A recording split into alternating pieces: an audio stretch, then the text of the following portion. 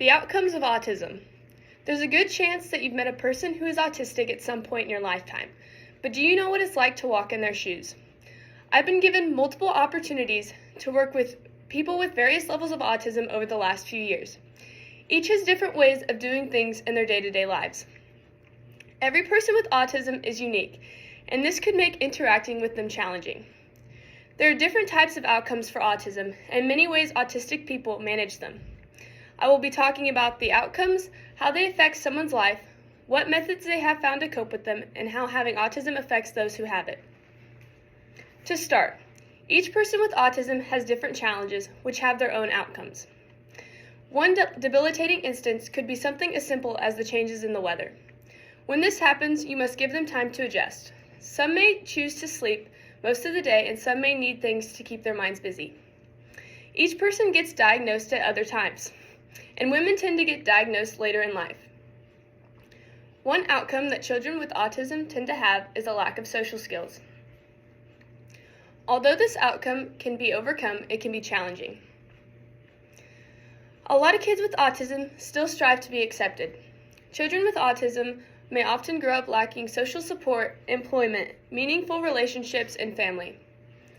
This leads to a lack of self-esteem and self-confidence.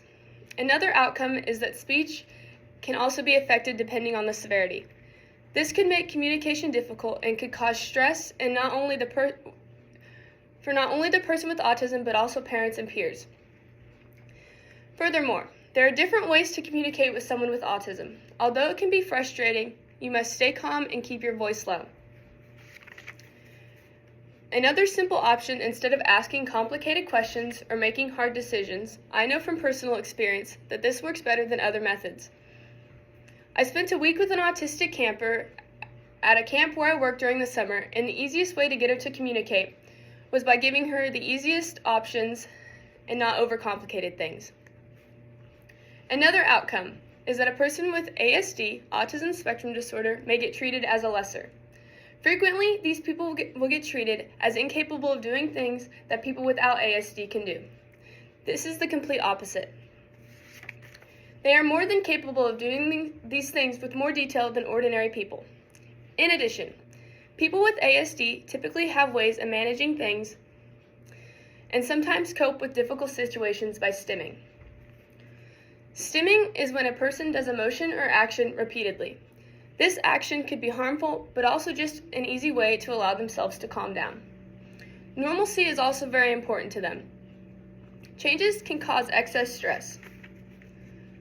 People who have a family member or members with ASD know the struggles that come with the diagnosis. Although things get easier over time, the struggles never truly go away. As a person changes over time, so do the struggles. Caring for someone, especially someone with a special need, can be exhausting like any other child or person. Meeting the many needs of a person with ASD can put families under a lot of emotional and physical stress. Autism has many outcomes, whether they are positive or negative. Being around someone can be challenging, even if you are family or friends. Knowing how to respond to a problematic situation can significantly help you in calming a person with ASD down, or even just communicating. This diagnosis can greatly affect a person's life, but doesn't prevent them from living normally. Life with autism can be difficult, but it can be someone's normal, and they have found ways to cope and overcome this. Although you will never know what it's like to have autism, I hope this helps you understand what it's like to walk in their shoes. Thank you.